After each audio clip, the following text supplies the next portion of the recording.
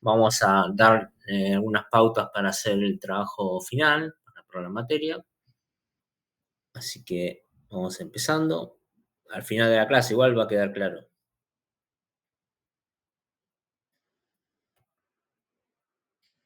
Hoy lo que vamos a ver es la interpretación del electrocardiograma, la interpretación básica.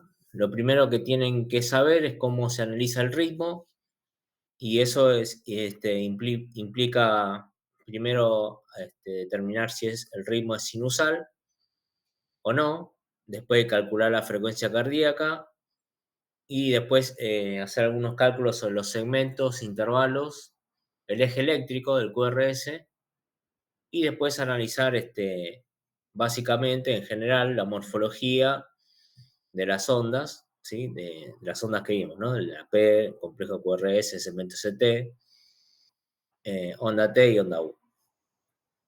Vamos a ir entonces viendo de a poco qué es lo primero que se tiene que analizar cuando se ve el electrocardiograma. Obviamente, un análisis completo de todas las patologías que se pueden ver lleva mucho tiempo, pero esto es lo primero que tienen que saber, lo básico y lo primero que tienen que saber. Y al final ya de la clase vamos a ver además cómo se visualizan una de las patologías más comunes y más relevantes, que es la isquemia, la lesión y el infarto. Entonces, primero tenemos que recordar que el electrocardiograma se imprime sobre un papel milimetrado y ese papel milimetrado significa algo, ¿no? O sea, sobre el eje, básicamente tiene dos ejes. Sobre el eje Y, vamos a ver los voltajes, ¿sí? En unidades de milivolt.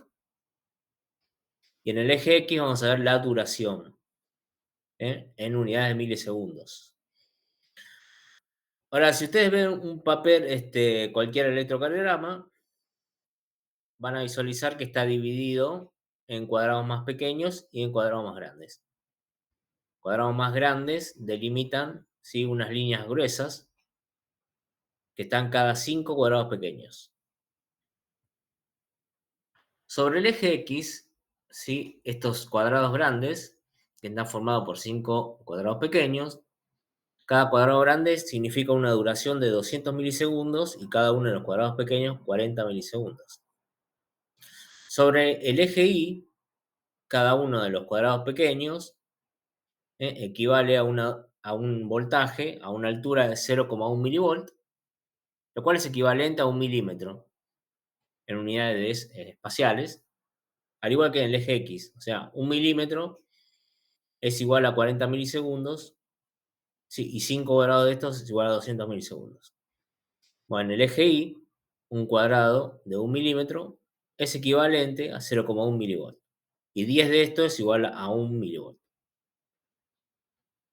Bueno, sabiendo esto, uno puede, digamos, obtener bastante información. Primero, con el eje X, uno puede calcular la frecuencia cardíaca del paciente. Puede calcular la duración de las ondas, de los intervalos y los segmentos. Y en el eje Y puede calcular la intensidad de esas ondas medidas en voltajes. O sea, lo que se llama la altura de las ondas. Puede también, con respecto a los segmentos e intervalos, puede observar si están por debajo o por arriba de la línea de base del electrocardiograma. Eso es muy importante con el segmento ST. Y otra cosa que tenemos que analizar es la morfología de las ondas, ¿sí? Entonces, vamos a analizar la duración, el voltaje, la forma, o sea, la morfología, y la positividad o la negatividad de las ondas, es decir, si apuntan hacia arriba o si apuntan hacia abajo. Entonces vamos a empezar primero con la frecuencia cardíaca. Para medir la frecuencia cardíaca hay varios métodos. El primer método que vamos a explicar es el método de la regla. Los cardiólogos, antiguamente, pero todavía, solían usar una especie de regla que la superponen sobre el electrocardiograma y sobre el trazado electrocardiográfico,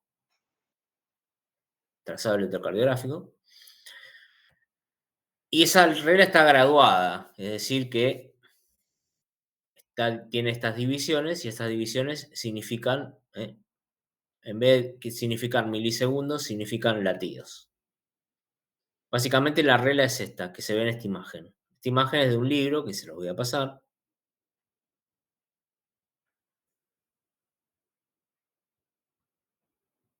Fíjense que cada 5 cuadraditos pequeños, o sea, en cada subdivisión de los cuadrados grandes, que son estas líneas gruesas, hay un número. La primera es 300, luego sigue 150, 100, 75, 60, 50, 43, 37, 33, etc. Bueno, la primera técnica para medir la frecuencia cardíaca consiste en ubicar en cualquier derivación el complejo QRS que cae directamente sobre el R, digamos la onda más prominente, que caiga sobre la subdivisión gruesa, o sea, sobre una de estas barras gruesas. Esta. Bueno, la primera onda R que caiga justo, ¿sí? Entonces ahí la van a identificar y después van a buscar el siguiente latido o el siguiente complejo QRS, el que le sigue a esta onda que cae justo sobre una subdivisión. Y la siguiente que cae, fíjense que ahí lo que van a hacer, van a superponer la regla. Entonces, después de la onda donde cae la subdivisión mayor, van a superponer la regla. Y si la siguiente onda caería justamente pegado a la siguiente subdivisión, entonces la regla dicta que el paciente tiene 300 latidos por minuto. Si hubiera caído sobre esta subdivisión, entonces el paciente tendría 150, pero cayó sobre esta, entonces es 100 latidos por minuto. ¿Se entiende? En este caso estamos hablando, no este. ¿Me siguen? Sí, Sí, profe. O sea, este método es muy sencillo, pero requiere, ¿sí? Justo que, primero, conseguir una onda que caiga sobre la subdivisión mayor y que la siguiente también caiga sobre una subdivisión mayor. Conseguir una que caiga sobre una subdivisión mayor, casi siempre lo van a lograr, pero que dos seguidas caigan sobre una subdivisión mayor es bastante difícil. Así que este es el primer método, es bastante fácil, es superponer la regla, ¿eh? con una subdivisión mayor de 5 cuadrados, desviado, ¿no? O sea, mejor dicho, desfasado. Entonces, acá no lo superponen lo siguiente. Y ahí van contando. Pero no importa, si no cae justo, como en el siguiente caso, lo que pueden hacer es emplear estas estrategias. Por ejemplo, una vez que detectan la onda que cae sobre la línea de subdivisión mayor, pueden contar la cantidad de cajones pequeños, o sea, de cuadraditos pequeños, que hay, ¿sí? Hasta el siguiente latido. Tiene que ser hasta el siguiente latido. Por ejemplo, empiezan a contar acá hasta acá. Entonces, esa cantidad de cajoncitos chiquitos lo van a dividir, ¿sí? Mejor dicho, 1500, van a tomar el valor 1500 y lo van a dividir sobre ese número de cajoncitos que contaron desde acá hasta acá. Y ahí le va a dar en forma más exacta la frecuencia cardíaca. Lo otro que pueden hacer es contar la cantidad de cajones grandes, o sea, estas subdivisiones grandes, 1, 2, 3, 4, 5, 6, ¿sí? Hasta acá, y dividirlo por 300. Pero va a dar un poquito también, con un poquito de error, porque no cae justo acá. Y otra forma, ¿sí? Por ejemplo, más exacta, es utilizar la regla.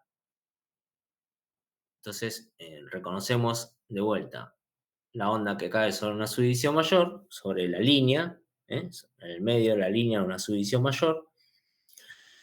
Incorporamos la regla, la superponemos Y fíjense que el siguiente latido va a caer entre 60 y 50. Entonces, entre 60 y 50 hay 10 latidos. Bueno, los dividimos entre 5 y justamente vamos a buscar el medio del segundo latido para ver exactamente en qué latido está. Si contamos de 50 hasta 60, vamos sumando de 2 en 2, y si vamos de 60 a 50, vamos restando de 2 en 2. Y ahí de esa forma vamos a conocer el número de forma más exacta de la frecuencia cardíaca. ¿Se entendió?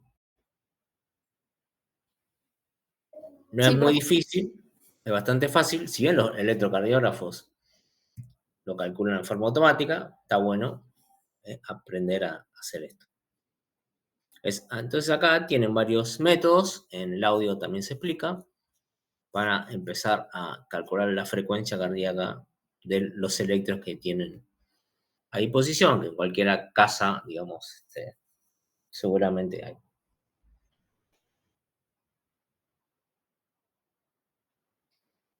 Lo otro que es importante es calcular el eje del QRS.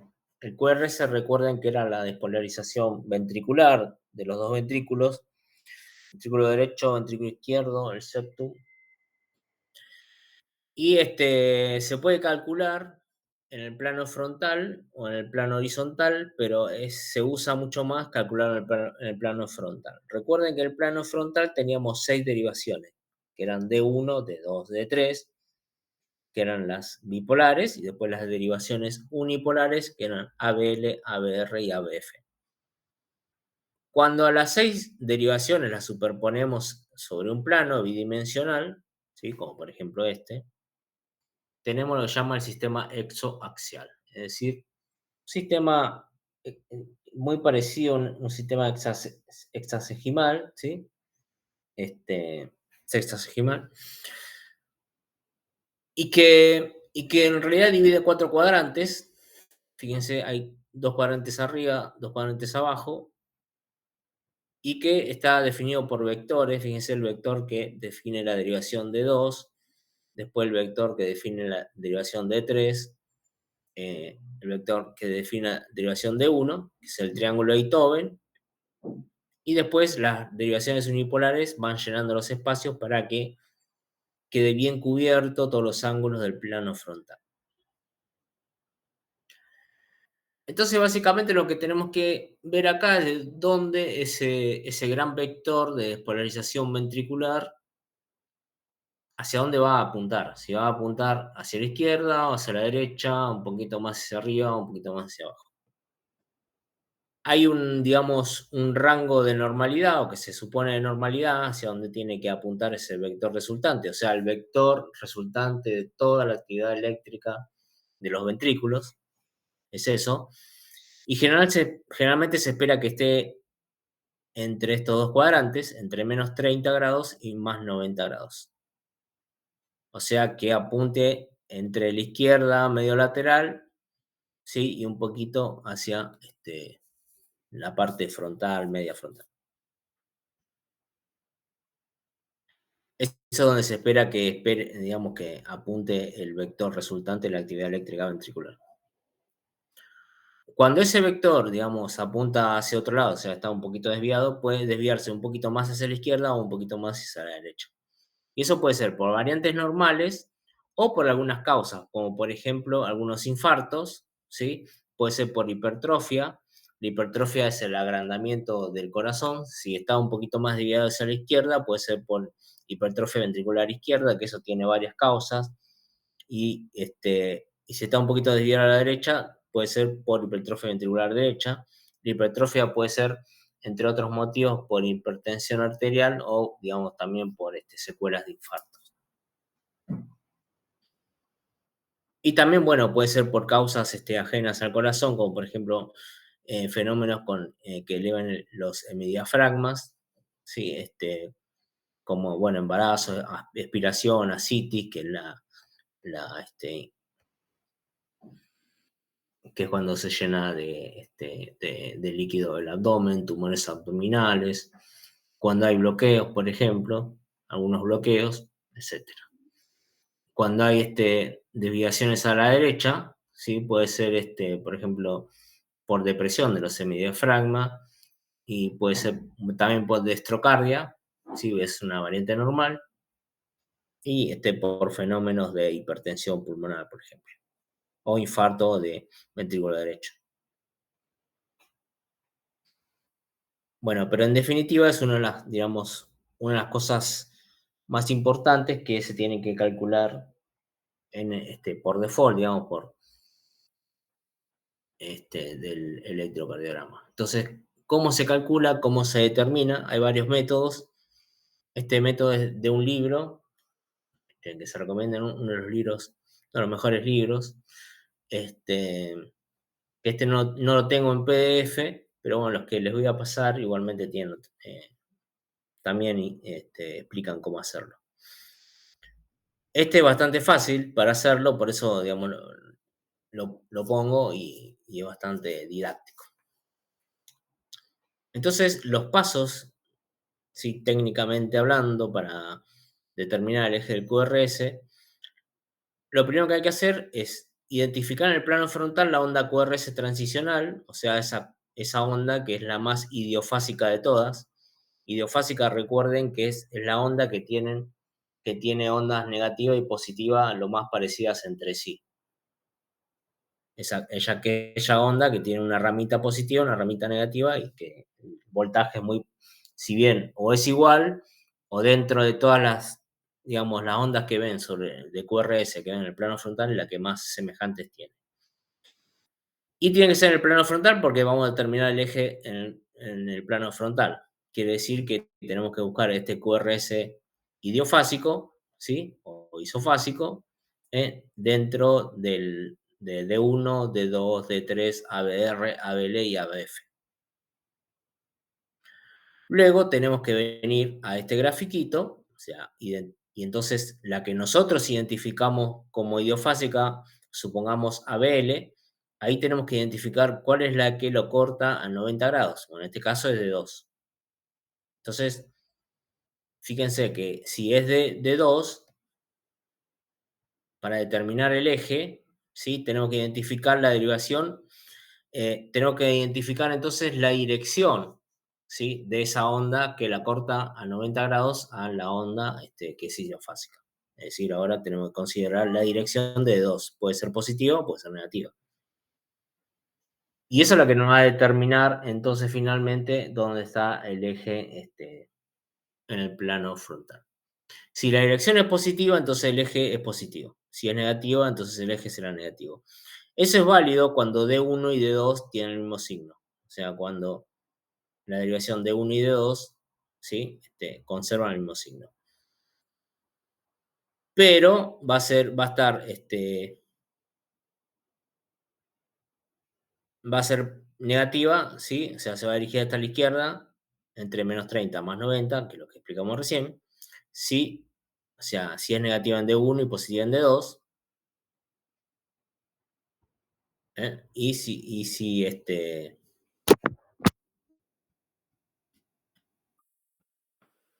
perdón, esto se va a cumplir, ¿sí?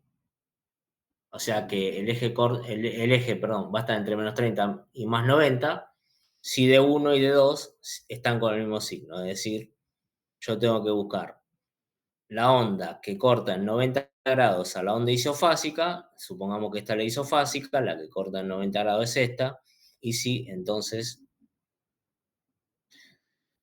de uno y de 2 conservan el mismo signo, entonces esa onda, dependiendo qué polaridad tenga, me va a determinar en qué eje está el QRS. Luego, el eje, o sea, el eje normal, los valores de normalidad, como dijimos anteriormente, están entre menos 30 y más 90. Pero si de 1 es negativa y de 2 es positiva, entonces el eje se va a encontrar a la derecha, y si es al revés, el eje se va a encontrar a la izquierda. Bueno, eso lo vamos a ver con un ejemplo para que quede claro.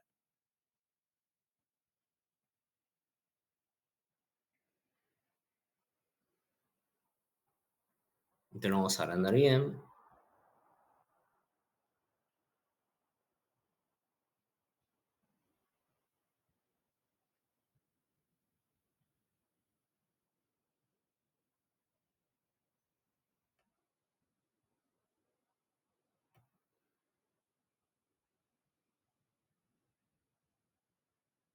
¿Se ve más o menos el dibujo? Esta hilera de arriba. Sí, un poco. Bueno, entonces lo que ustedes tienen que buscar primero son las derivaciones del plano frontal, que son D1, D2, D3, ABR, ABL y ABF. La gran mayoría de los electrocardiogramas tienen la indicación de qué derivación está. Entonces, cuando ustedes ven estas indicaciones, estos símbolos, quiere decir que esto es D1, fíjense, PQRST de D1, esto es D2, el PQRST de 2, ¿sí? D3, ABR, ABL y ABF.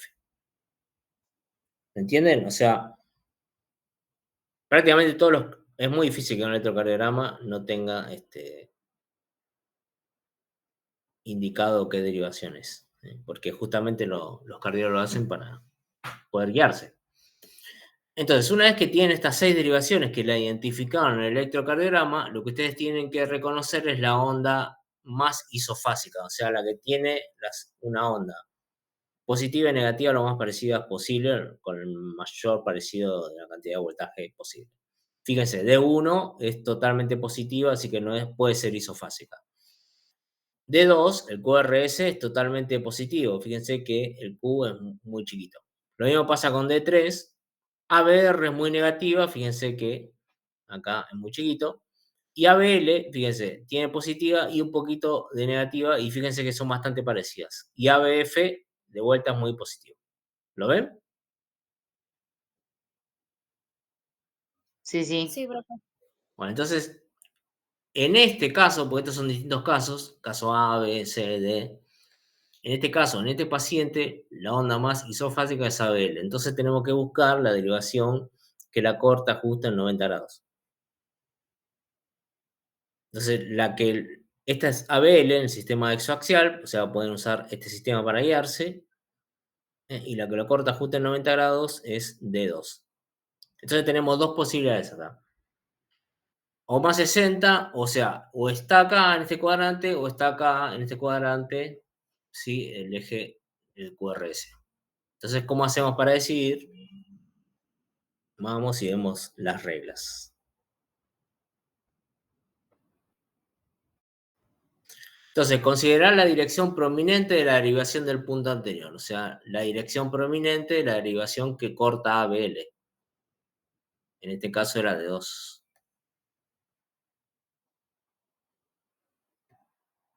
Entonces, fíjense, de 2, la dirección prominente es positiva.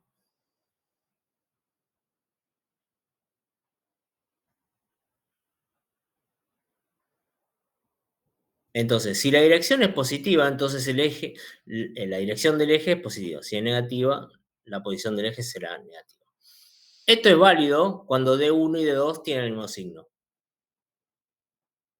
O sea, el eje va a apuntar hacia el cuadrante positivo siempre y cuando D1 y D2 tengan el mismo signo.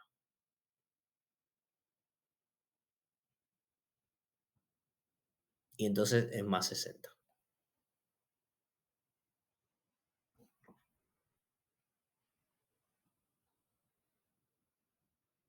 ¿Sí? Fíjense que teníamos dos posibilidades, menos 120 o más 60.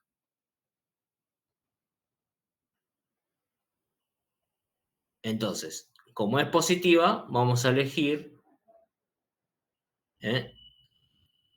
la orientación positiva de más 60. ¿Me siguieron? Sí, perfecto. Sí, profe. Pero esto se va a respetar, o sea, se va a respetar su positividad si D1 y D2 tienen, digamos, tienen el mismo sentido. Bueno, entonces acá hay distintos ejemplos para ver que esto no se, cuando esto no se respeta. Entonces, fíjense, acá tienen los resultados y acá tenemos los ejemplos. Hay otros métodos también, están por internet y todo, pero algunos por ahí lo que hacen es cuando hacen el práctico, usan otros métodos y también no le da mal, pero el problema es que no explican cómo lo hicieron. Entonces, Háganlo si quieren con otros métodos, que pueden incluso explicar en otros libros, qué sé yo, pero traten de entender el método. En cambio acá, bueno, tienen el método y tienen cómo hacerlo. Entonces, así no lo hacen, digamos, de memoria y saben lo que están haciendo. Bueno, entonces, por ejemplo, acá tenemos otro caso. Por ejemplo, el caso C. Fíjense cuál es la más isofásica en este caso. Primero tienen que determinar la onda más isofásica. ¿Cuál les parece? En esta hilera. De 2. De De 2. dos, sí. Tal cual. Bueno, entonces seguramente va a ser al revés que el caso anterior. Venimos, buscamos de 2, ¿sí? Entonces tiene que ser ABL, la que lo cruza a 90 grados, ¿no? Entonces tenemos dos posibilidades. Puede estar a menos 30 o puede estar a más 150. Entonces vamos con ABL y ABL apunta para arriba, ¿sí? Entonces, fíjense.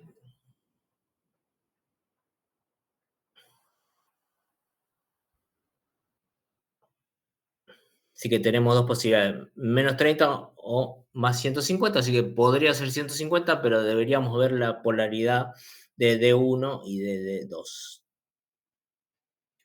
Entonces, D1 y D2, fíjense que D1 apunta para arriba y D2 apunta, parecería que, si bien es la más isofásica de todos, parecía que lo prominente es hacia abajo.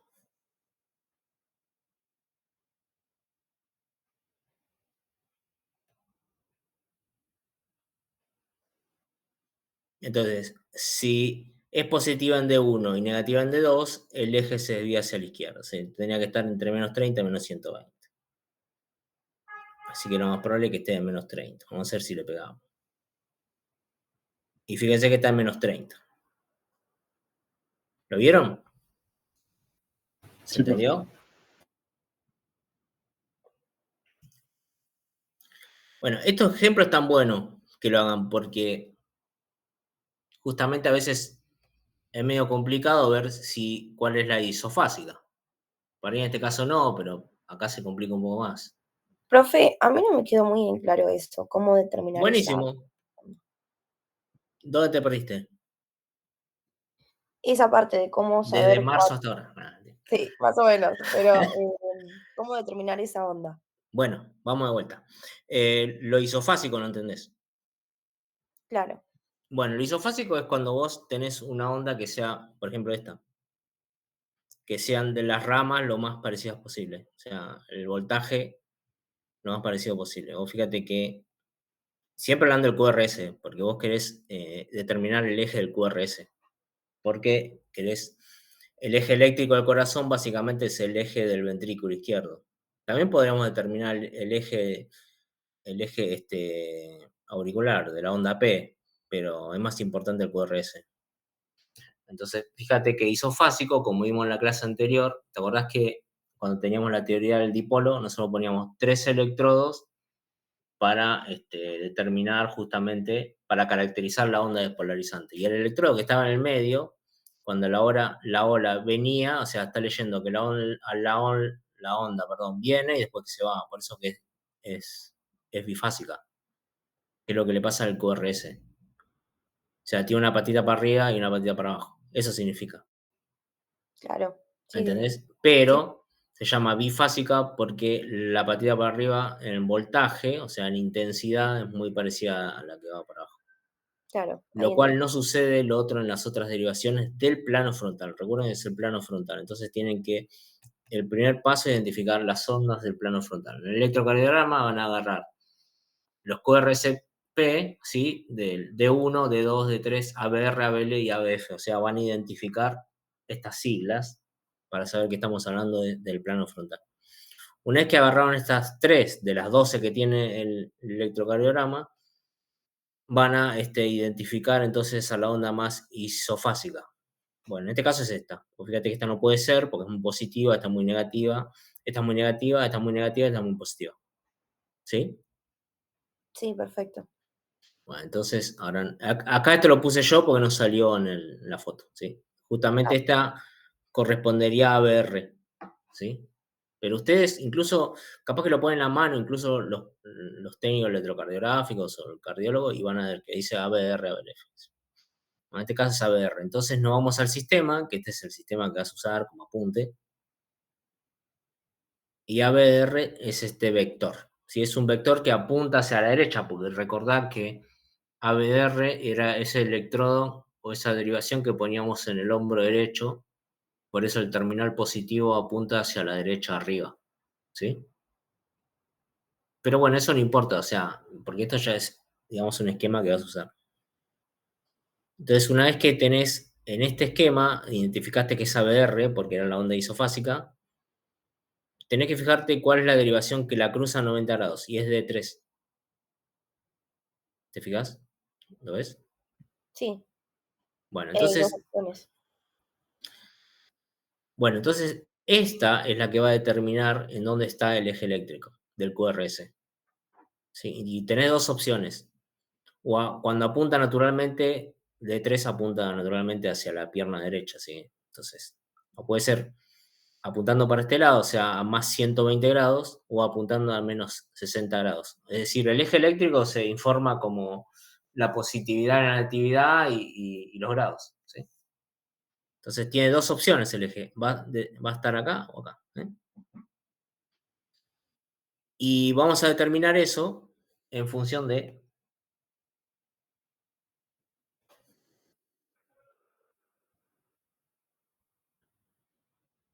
dijimos de 3, ¿no?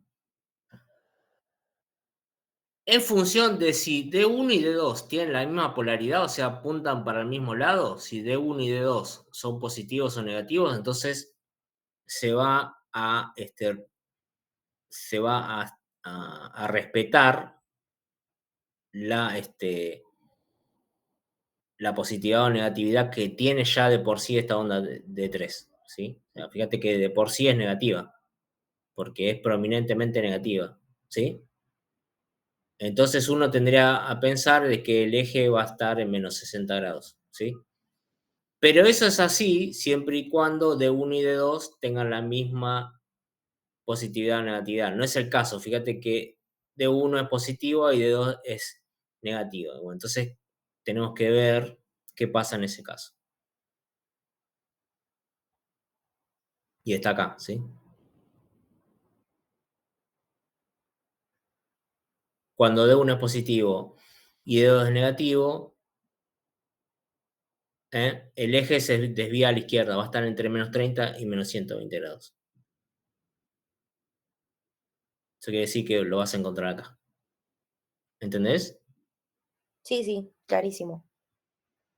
Si hubieran sido de el mismo signo de 1 y de 2, la que define la misma de 3, o sea, la preponderancia del signo de 3. ¿Sí? Sí, sí. Que Entonces, igual ahí en ese caso sería menos 60 también. sí, acá. Ajá.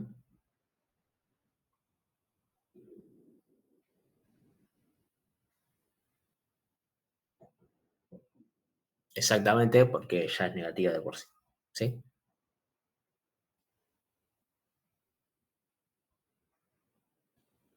Bueno, fíjense bien estos ejemplos. Practiquen. Igual si, digamos, tienen otros métodos también, entonces lo pueden comparar. El trabajo tiene consignas así como, va a tener consignas como medios generales, o sea, básicamente va a ser como, algo como esto.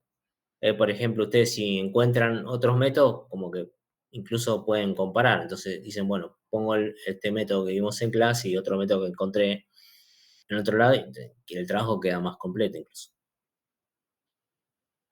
Cuanto más completo, mejor nota.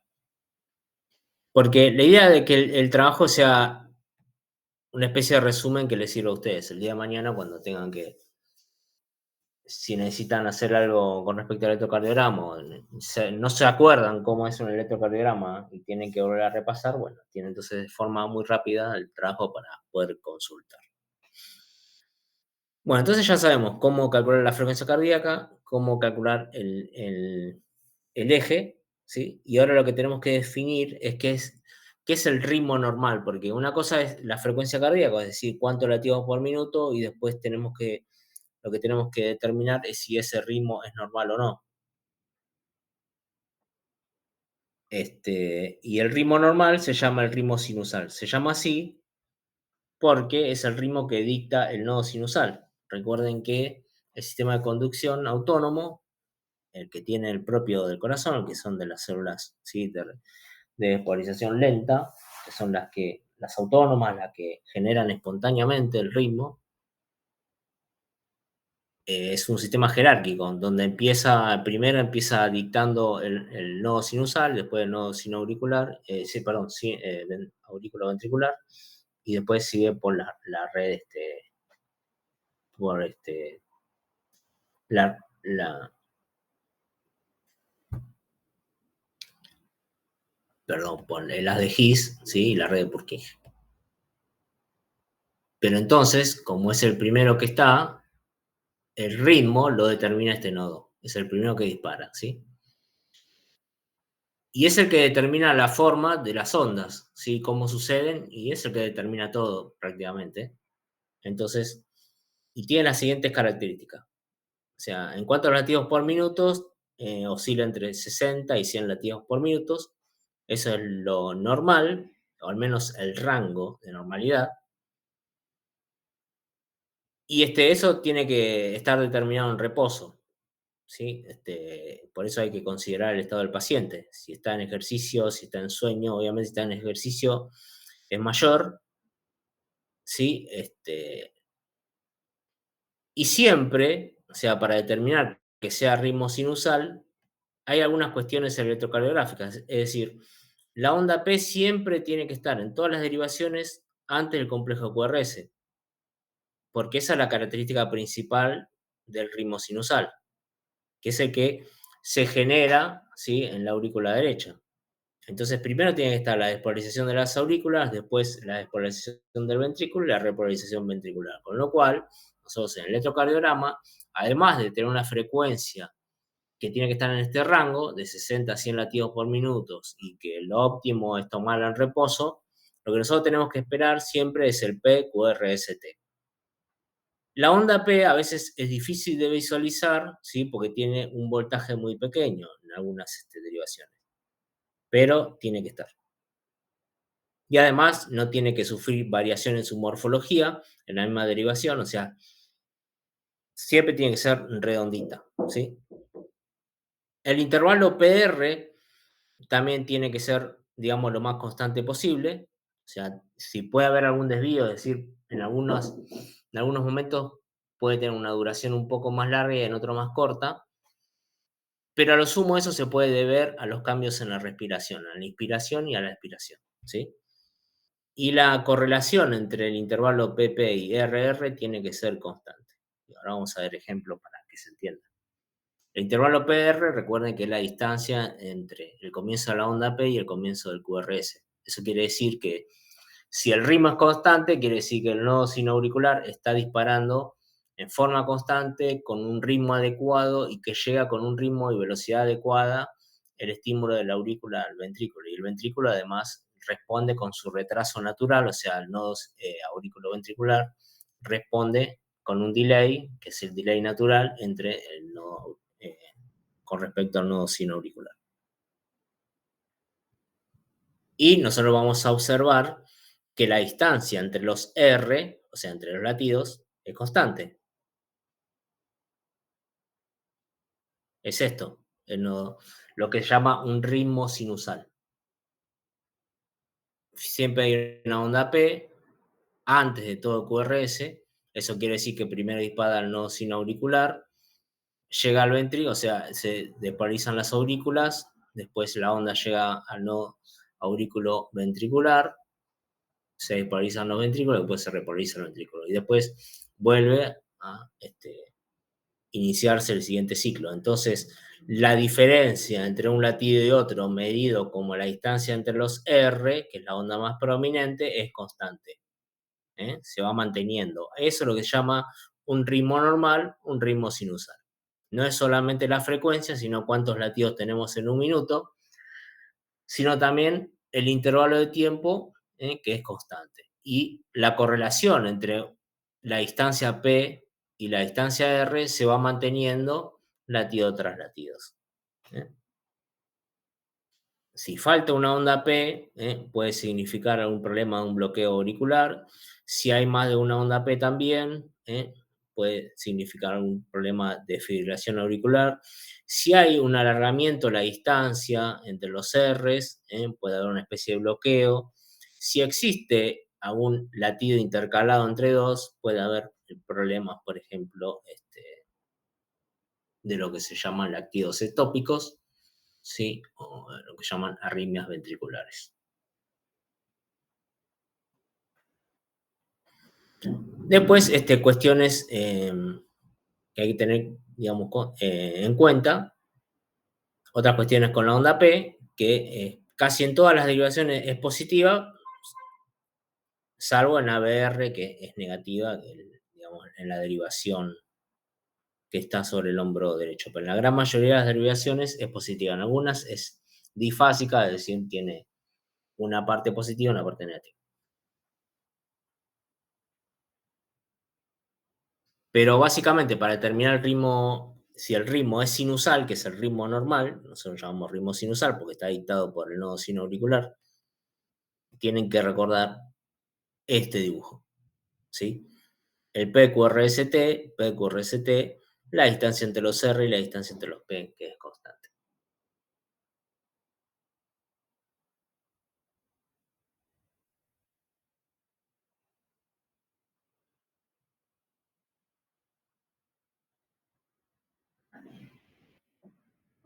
Acá vemos cómo se interpreta la positividad o la negatividad de la onda P con respecto al dipolo o a la onda despolarizante. La onda despolarizante nace aquí, de vuelta, en el nodo sinoauricular, pasa a ambos aurículas, llega al nodo auriculoventricular, va por las de His, sigue por las dos ramas, red de Purkinje, y este es el vector resultante de la despolarización auricular.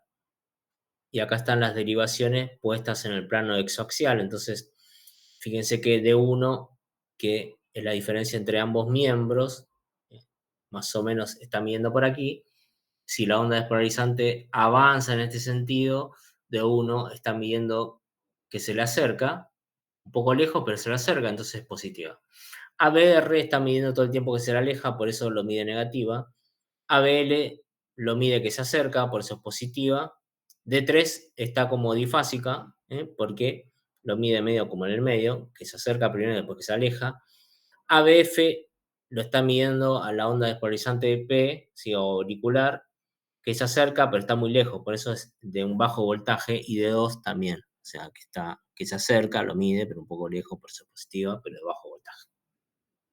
Entonces, recuerden que con la teoría del dipolo nosotros podemos interpretar la positividad de las ondas.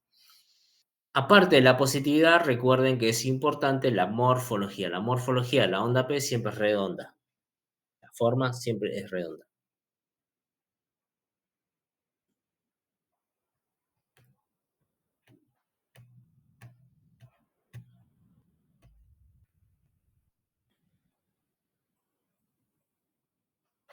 Entonces también acá tenemos ejemplo de ritmo sinusal normal, que tenemos los PQRST, acá el P está un poquito chiquito, de hecho en muchas derivaciones van a ver que es difícil de ver, pero se nota que está el espacio aquí. Y después se pueden observar, ¿sí? Que puede haber variaciones, ¿sí? En determinados ciclos, pero que después vuelven, ¿sí? Fíjense acá primero tiene una duración y acá se alarga un poco, pero después vuelve en otra derivación porque, digamos, es muy corto el tiempo en que se toma el electrocardiograma, pero después vuelve a esta duración, porque en realidad esto, y uno lo tiene que corroborar, correlaciona con los ciclos de expiración e inspiración. Entonces, cuando eso se llama arritmia sinusal respiratoria, o sea, no termina siendo una arritmia en el sentido patológico, sino que es por algo fisiológico. Entonces, si es por algo fisiológico, si correlaciona con la frecuencia ventilatoria, entonces es algo normal y, digamos, no tiene significación patológica. De todos modos, esa variación entre los intervalos R se mide, ¿sí? Y si es por arritmia fisiológica, no pasa de determinado tiempo, se corrobora que es, digamos, por un motivo fisiológico, entonces ahí el cardiólogo puede saber midiéndolo que no solamente por una inspección visual, sino sabiendo los tiempos, puede saber y corroborar que es por una cuestión respiratoria. Entonces, cuando hay inspiración, se acorta el intervalo RR, la frecuencia cardíaca aumenta con la respiración y después se alarga con la expiración. Pero la diferencia entre esos intervalos tiene que ser menor a 160 milisegundos. O uno en realidad va viendo que responde a un ritmo. Ahora, si esa arritmia no es respiratoria, o sea, puede haber arritmia sinusal. ¿Qué significa eso? Que puede haber acortamiento del intervalo de RR después un alargamiento, o sea, acortamiento, alargamiento, acortamiento, alargamiento, que no correlaciona con la respiración y sigue siendo sinusal el ritmo porque tenemos PQRST. O sea, eso significa que el nodo sinusal sigue dictando el ritmo. Pero lo que no se está cumpliendo acá es la correlación, ¿sí? El emparejamiento entre los RR, que los RR sean constantes y los PP sean constantes. Entonces, ahí sí puede haber un problema si no correlaciona con la respiración. Y eso se da, por ejemplo, en secuelas de infarto, cuando hay aumento de la presión intracraneana, por ejemplo. Cuando no es, digamos, cuando se altera este ritmo, o sea, ya directamente no solamente que se altera porque hay diferencia entre los intervalos RR de un latido a otro, sino cuando no se cumplen las condiciones básicas, por ejemplo, que aparezca la onda P, cuando no aparece la onda P, cuando hay bloqueos, etc.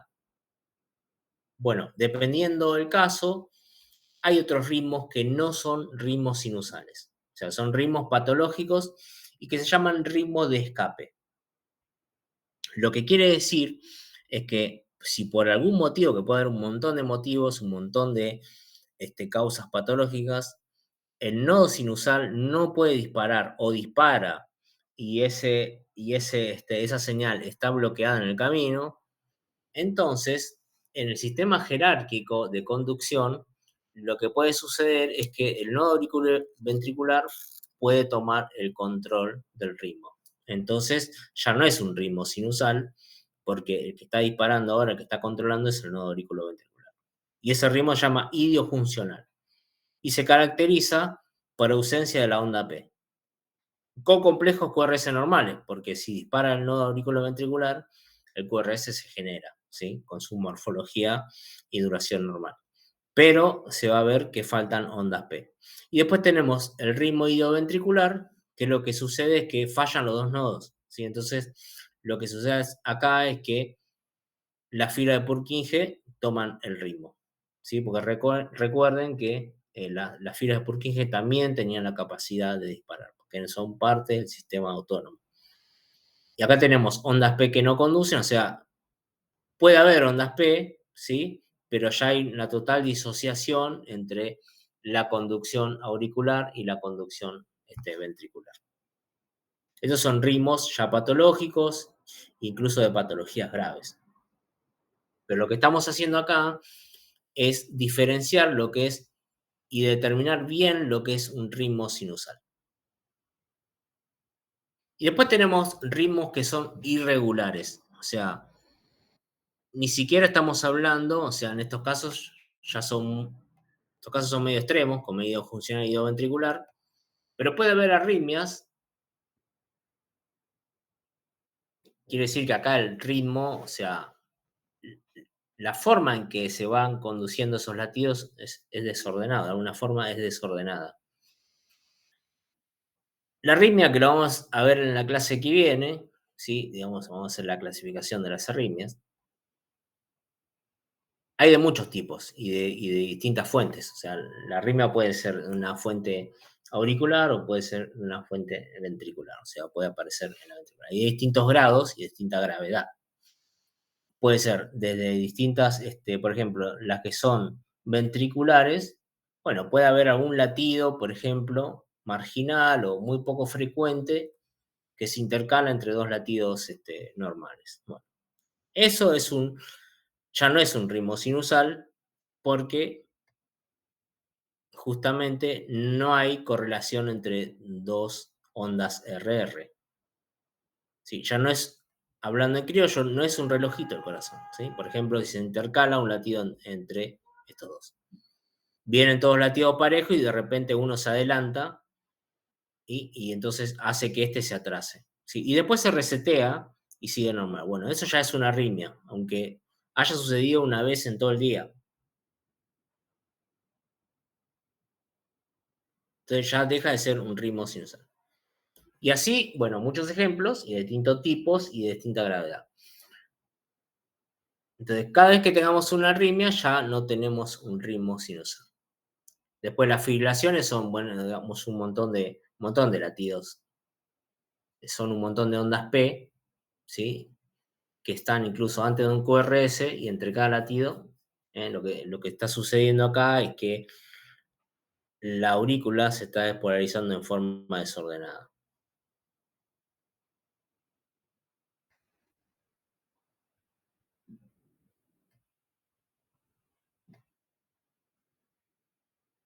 Algunos ejemplos.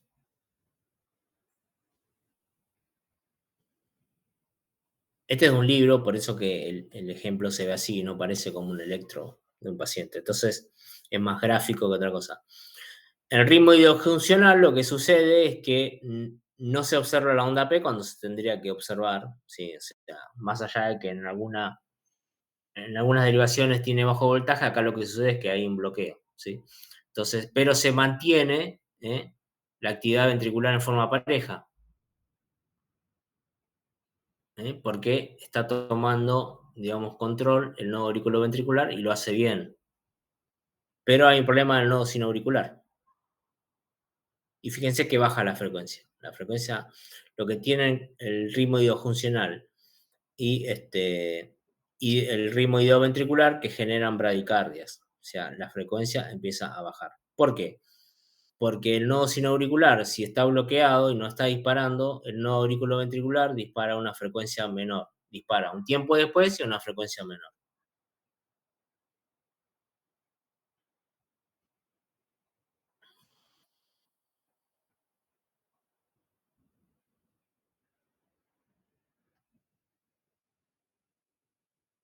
Fíjense acá cómo es un ritmo sinusal porque tiene PQRST, pero de repente se intercala un latido, porque estos son los intervalos R, que vienen bastante parejos, pero de repente aparece uno que se adelanta y luego retrasa al siguiente, y después acá se resetea. Bueno, esto es una extrasístole. Cuando aparece un QRST intercalado, o un QRS, es una extrasístole. Este tipo de arritmias se llaman extrasístole. Las extrasístoles pueden ser ventriculares o no ventriculares. Cuando son ventriculares quiere decir que se originaron en el ventrículo, y cuando son supraventriculares quiere decir que se originó, este latido se originó anómalo, se originó en la aurícula y se coló, digamos, en el circuito del ventrículo. Este es el ritmo idioventricular, que es cuando fallan los dos nodos. Entonces lo que se observa es una disociación entre la actividad de la aurícula y el ventrículo, con lo cual tenemos ondas P, se registran en onda P, es decir, el signo auricular dispara, pero está disociado con el ventrículo también dispara, pero fíjense, tenemos un QRS y tenemos como dos ondas P en las cuales su señal no llegó al ventrículo. Onda P, y después tenemos un QRS. Y esto termina en una bradicardia grave, porque fíjense, 30 latidos por minuto, porque estos son latidos que se tenían que haber producido y no se produjeron. y estos son latidos que sí se produjeron, con lo cual tenemos cada 2 que no se produjeron, se produjo 1, entonces baja mucho la frecuencia cardíaca.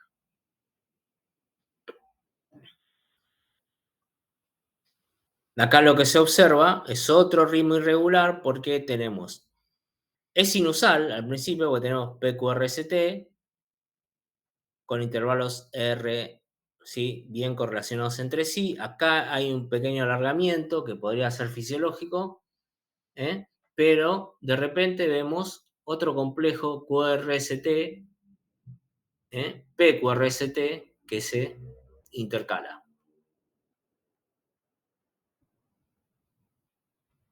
Esta es una extrasístole y de origen ventricular porque es un QRST. Cuando es un PQRST, o sea, cuando tiene onda P, el origen es auricular, por eso se llama extrasístole supraventricular, y cuando no tiene onda P, y tiene solamente un QRST, el origen es ventricular, entonces se llama extrasístole ventricular. Eso lo vamos a ver en la clase que viene, pero por ahora lo que tienen que identificar que no es un ritmo sinusal, porque, fíjense, acá pierde un poco la correlación entre las ondas R, a pesar de que tiene PQRST, ¿sí? PQRS y T, PQRST. Acá se pierde un poco la correlación de las R, pero acá se intercala un latido, digamos, un latido prematuro, ectópico, ¿sí? Que no tiene que estar acá, y que saca totalmente de ritmo, ¿sí? A los latidos. Acá se resetea y conserva el ritmo original. Bueno, se entiende más allá, por ahora no es importante que sepan la clasificación de las arritmias, pero se entiende lo que es la diferencia entre un ritmo sinusal y un ritmo que no lo es, ¿no? Sí. Eso es lo importante.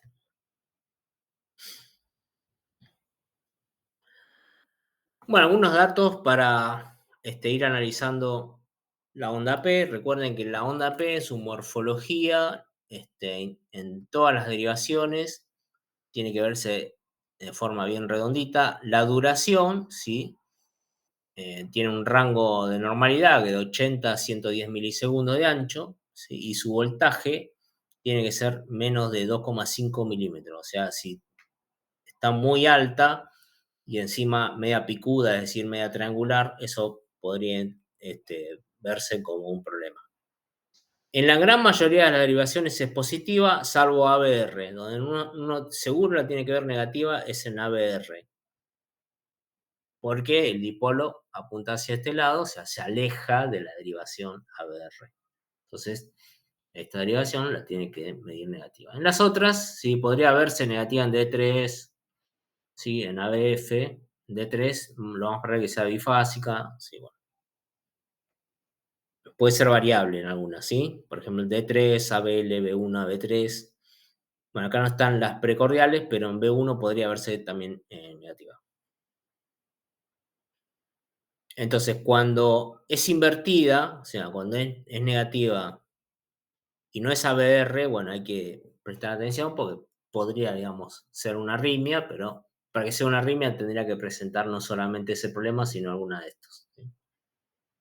Alguno de estos, y después vamos a ver las arritmias auriculares. Estas son más arritmias que tienen que ver más con el ventrículo. Cuando está más ancha, o sea, cuando dura más lo que tiene que durar, y además está mellada. La melladura es esto. Cuando en vez de ser redondita tiene una mella en el medio, pero la melladura por sí misma no es anormal, siempre y cuando los dos picos no superan los 40 milisegundos y la duración total no supere los 110 milisegundos. Si pasa eso, puede haber algunos problemas, como por ejemplo estenosis mitral, ¿sí? Problemas valvulares. Cuando es muy alta, o sea, tiene mucho voltaje y media triangular, correlaciona bien con enfermedades pulmonares. La ausencia de la onda P son bloqueos, o sea, esa señal que no se transmite hacia el ventrículo. Y si además existe la onda TP o TA, o sea, donde tendría que existir el QRS, ¿qué podría ser en estos casos? ¿Sí? Bueno, son bloqueos más graves, ¿no?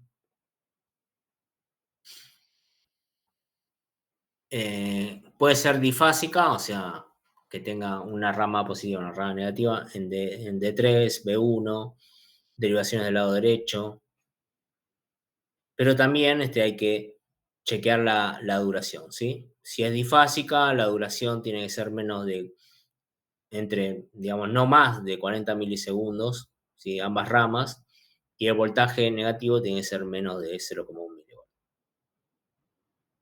Bueno, estas son algunas cuestiones para que puedan ir analizando la onda P en todas las derivaciones. Luego de la onda P tenemos el intervalo PR, que es el retraso fisiológico, ¿sí? Entre los dos nodos. Y, digamos, no es solamente la distancia entre los dos nodos, sino también nos indica el tiempo de despolarización auricular. Entonces se mide desde el comienzo de la onda P, ¿sí? Hasta el QRS. Y representa el retraso fisiológico de la conducción de los atrios a los ventrículos. Hay valores normales, ¿sí? Que rondan entre los 120 y 200 milisegundos, pero está bueno verlo también con respecto a la frecuencia cardíaca, porque se va a cortar si hay mayor frecuencia cardíaca o se alarga con la frecuencia cardíaca. Y por la edad. Fíjense que acá les dejo una tabla de uno de los libros.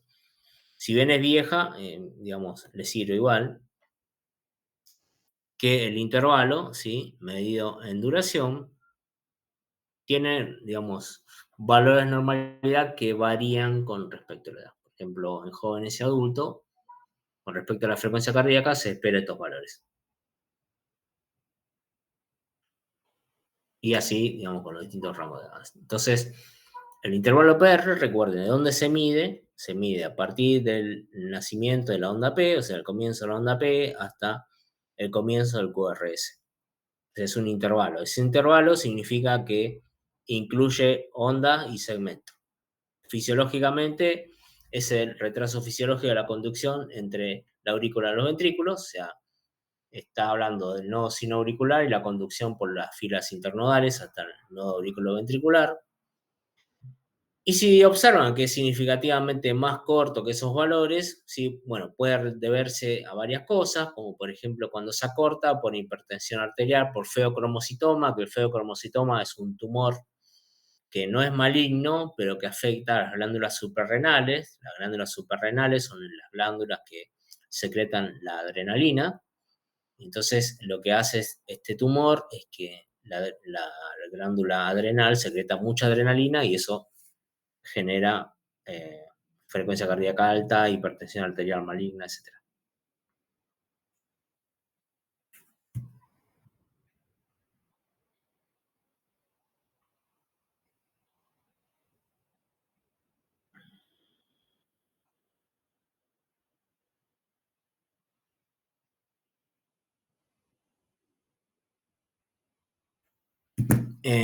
También cuando se alarga puede ser por problemas de miocarditis o bloqueos o problemas auriculares como por ejemplo un infarto.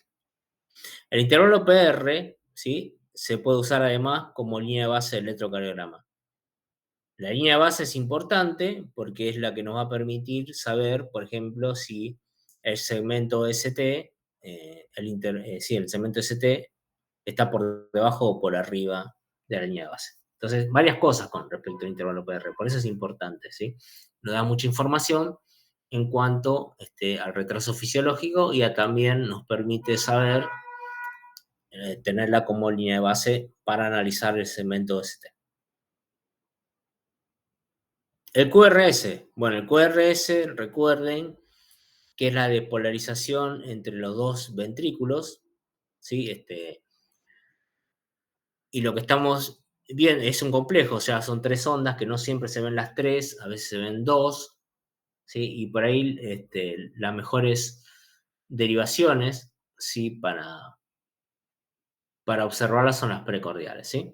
Pero de todos modos tenemos que que verlas o analizarlas en todas. El intervalo normalmente dura entre 50 y 100 milisegundos, en las precordiales hasta 100 milisegundos. El Q significa la despolarización del septum, si el R y el S son la despolarización de los dos ventrículos.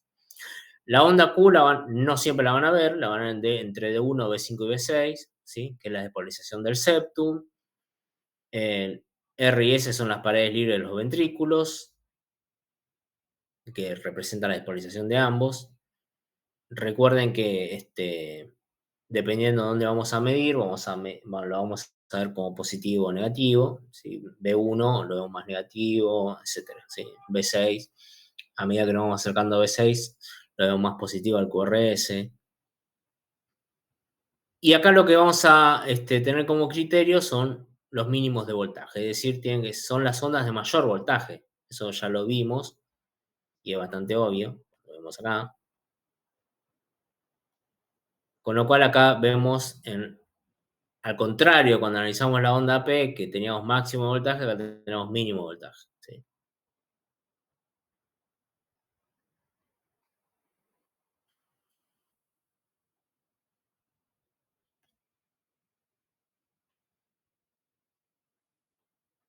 Se espera que entre B1 y B6 mínimamente tenga 5 milímetros de voltaje, 7 milímetros entre B2 y B5, B3 y B4 10 milímetros mínimos de voltaje, o sea, alcanzaría su máximo de voltaje entre B3 y B4. Eso depende si el corazón, si el ventrículo está rotado hacia la izquierda o si está rotado a la derecha. Pero en un ventrículo normal, que está generalmente medio rotado hacia la izquierda, se esperaría que el máximo de voltaje entre B3 y B4.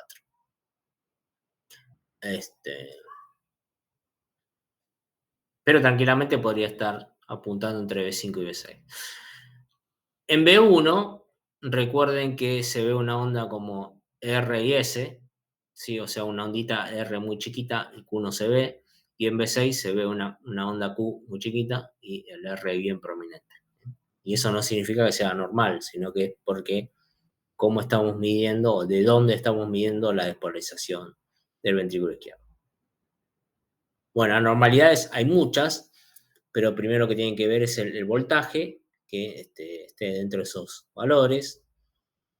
Cuando sucede que tienen menos de 5 milímetros y en las precordiales menos de 10 milímetros, y puede verse un montón de cosas, de problemas como EPOC, ¿sí? Obesidad, neumotórax, hipertrofia muscular, falla cardíaca, etc.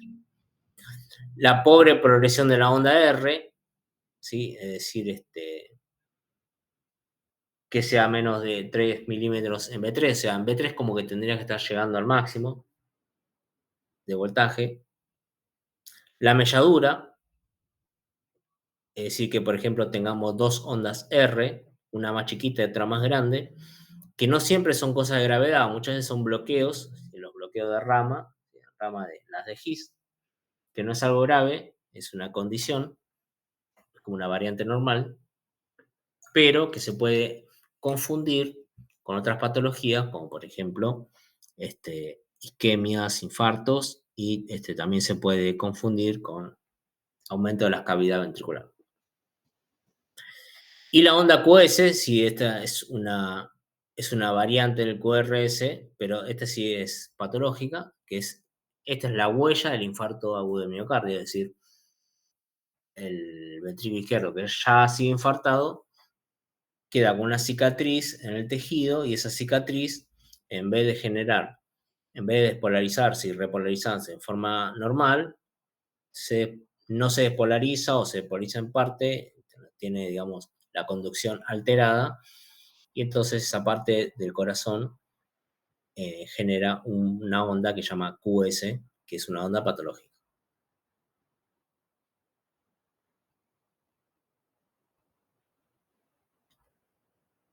Entonces, para entender de vuelta cómo se leen, ¿sí?, las derivaciones precordiales, tenemos que recordar cómo se generan la despolarización de las distintas partes, ¿sí?, de los ventrículos y cómo se generan los vectores, ¿sí?, de despolarización y cómo, dependiendo de donde yo estoy midiendo, se va a generar el QRS. Entonces la onda despolarizante baja por el nodo auriculoventricular hacia el haz de His, baja primero por la rama derecha, después por la rama izquierda con sus dos ramas septales y inferior. Entonces, cuando baja primero por la derecha, genera un pequeño vector despolarizante que va de izquierda a derecha, que es el vector 1, y entonces genera la despolarización ventrículo derecho. Luego baja por la rama izquierda y genera la gran despolarización, el vector más grande, que es el vector 2, de toda la masa ventricular izquierda. Y luego genera vectores de despolarización paraseptales, porque la onda despolarizante va de la base hacia el ápex y después del ápex sube de vuelta hacia la base, pero ya recorriendo todos los miocitos. Entonces, si nosotros estamos midiendo hacia este lado, donde está el vector, o mejor dicho, el electrodo para la derivación B1, lo que va a observar B1 o va a medir es la onda despolarizante que va de izquierda a derecha, la onda septal, y por eso imprime una pequeña onda R, porque es de bajo voltaje. Y además, después mide una onda despolarizante muy grande, de alto voltaje, de gran valor, que se aleja. Por eso imprime la onda S negativa. B2 ya está del otro lado de la línea paraesternal, entonces está muy encima de la onda despolarizante de la gran masa cardíaca, por eso es positiva predominantemente, pero también está cerca de la despolarización septal, por eso imprime una onda negativa que se la aleja. B3 está totalmente por delante de la onda despolarizante, ¿sí?, del vector 2, entonces fíjense que imprime una onda R bien positiva. Y un poquito mide de digamos, de la onda septal y paraseptal. B4, ¿sí? Ya está un poquito por acá, también, al igual que B3, mide predominantemente la onda despolarizante, ¿sí?, del ventrículo de la cara anterior del ventrículo izquierdo, lo mismo que B5 y B6. Pero ya con un poquito menos de voltaje, y miden un poco más de los segmentos paraseptales y del septum, entonces por eso ven un QRS. ¿Se entiende, chicos? Cómo va evolucionando el R a partir, ¿sí?, de derecha a izquierda, y el S también de derecha a izquierda, ¿no? Depende de dónde lo mide. Y esta sería la zona transicional, o sea, donde uno esperaría que el R alcance su máximo valor. Bueno, esto puede estar muy corrido hasta acá o muy corrido hacia acá, dependiendo si hay un desvío del eje hacia la izquierda o un desvío del eje hacia la derecha.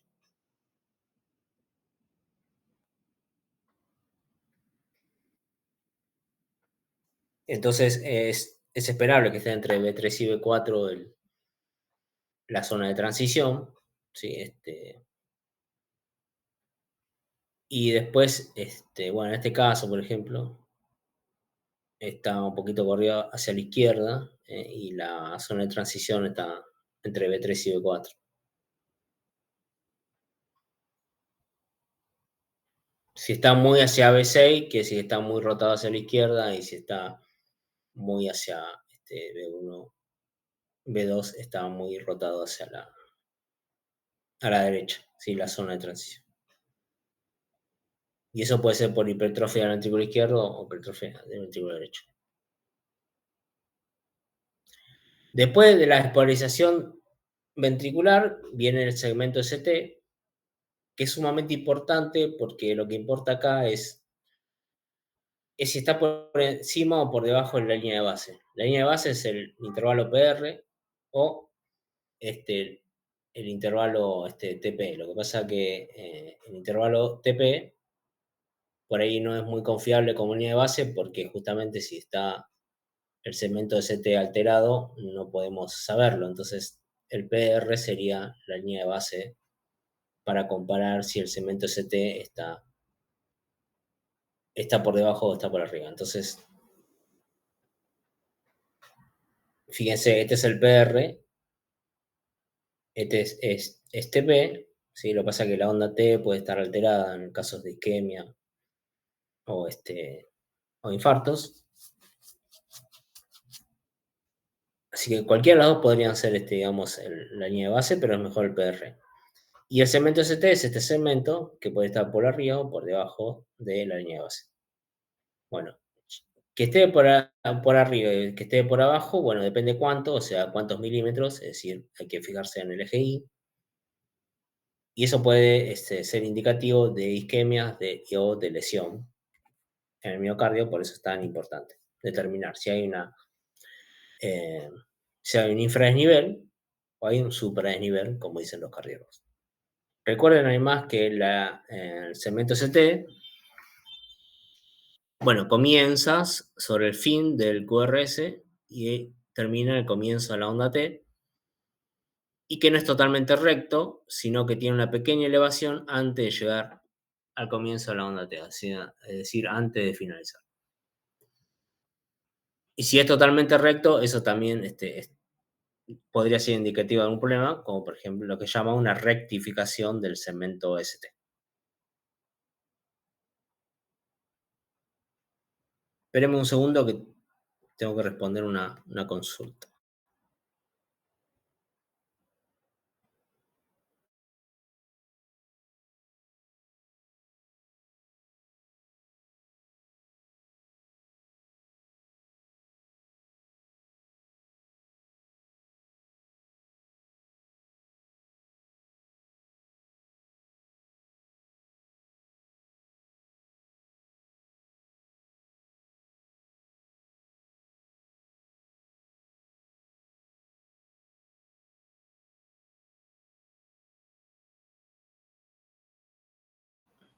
Bueno, a ver. Ahí está. Justo me estaban consultando dónde estoy. Bueno, acá tenemos algunos ejemplos, ¿sí? De la morfología. ¿eh? Esta es la morfología normal, con una leve, muy pequeña elevación hacia el final de su recorrido del segmento ST, justo cuando comienza la onda T. Una rectificación, esto no es normal, más allá de que no es ni supra ni infradesnivel. Acá tenemos un supradesnivel, fíjense que con respecto a la línea de base, está por arriba.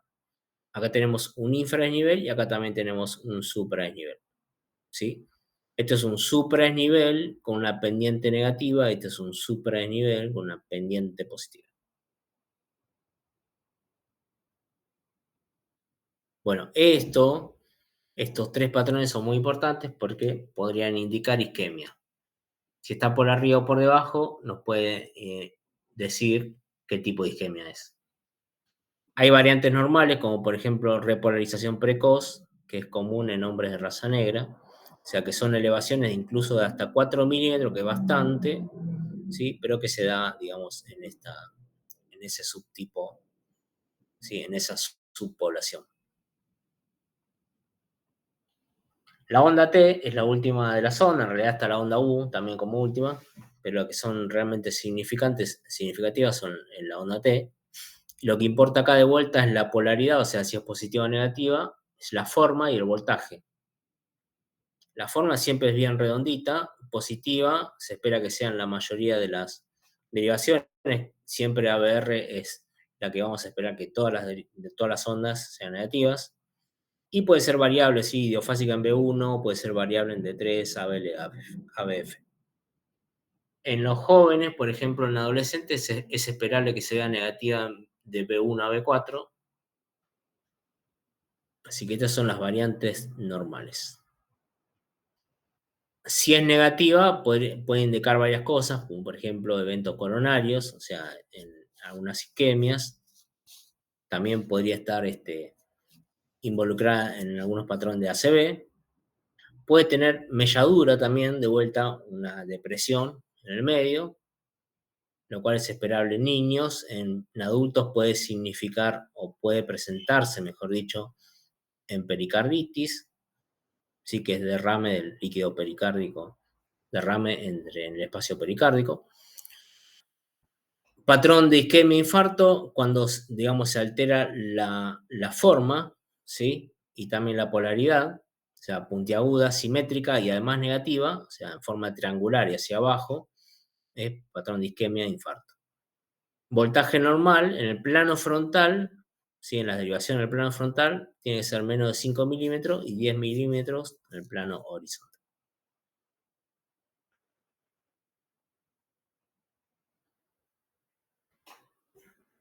Acá tenemos algunos ejemplos. Esta es la onda normal, ¿sí? Redondita, un poquito desplazada hacia la derecha. Esta es anormal, fíjense que es bien puntiaguda y triangular, también triangular con voltaje alto, una melladura, ¿sí? Invertida. Este es el patrón juvenil que se ve en la derivación en el plano horizontal, ¿sí? De B1 a B4, que se ven invertidas.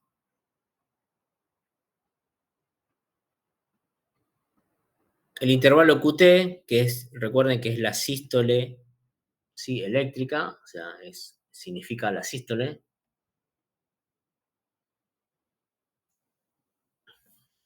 Porque representa la despolarización y la repolarización ventricular.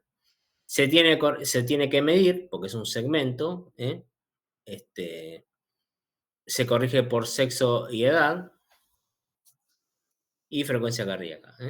Se espera que sea más largo con frecuencia cardíaca baja y se acorda con la frecuencia cardíaca alta. En promedio, digamos, lo normal es que dure 400 milisegundos y más o menos 20 milisegundos. Este segmento es esto. Que es un intervalo en realidad, no es un segmento. Fíjense que empieza desde la onda Q hasta la finalización, ¿sí? De la onda T. Y significa la sístole.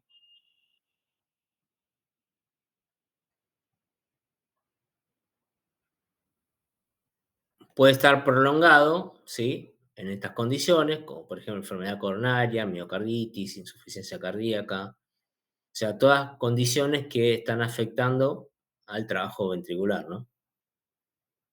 Cuando hay retardo en la repolarización ventricular, etc.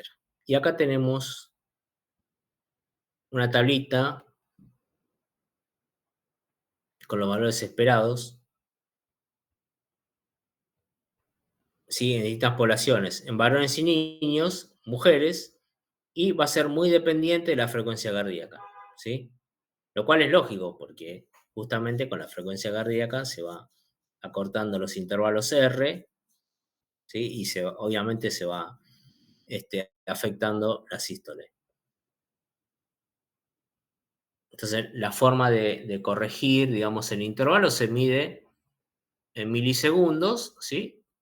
Son los cuadrados, cuenta la cantidad de cuadraditos desde acá, de la onda Q hasta la finalización de la onda T, y se puede normalizar por la frecuencia cardíaca, o por la raíz cuadrada de la frecuencia cardíaca, entonces se toma valores, ¿sí? Más exactos.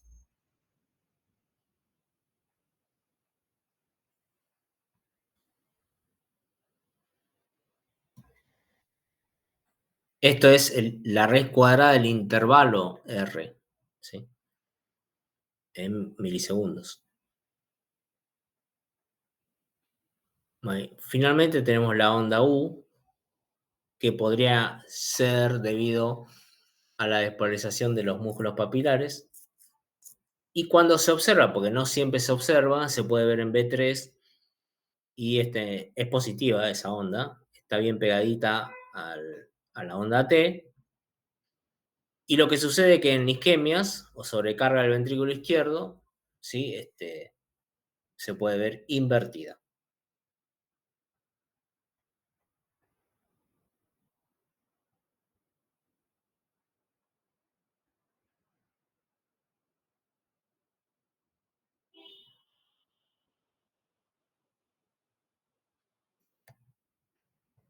Bueno, entonces acá tenemos de vuelta un ejemplo de electro normal. Fíjense, en las derivaciones del plano frontal de 1, de 2, de 3, ABR con todas las ondas invertidas, ABL y ABF.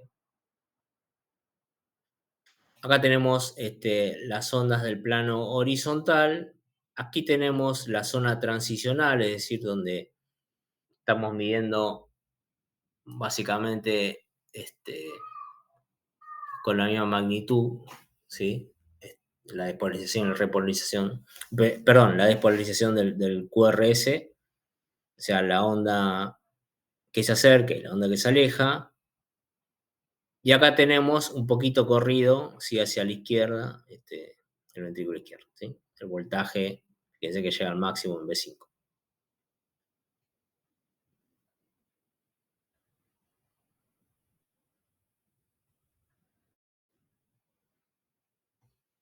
Bueno, entonces ahora, para finalizar, vamos a ver un poquito de patrón de isquemia, lesión y de infarto.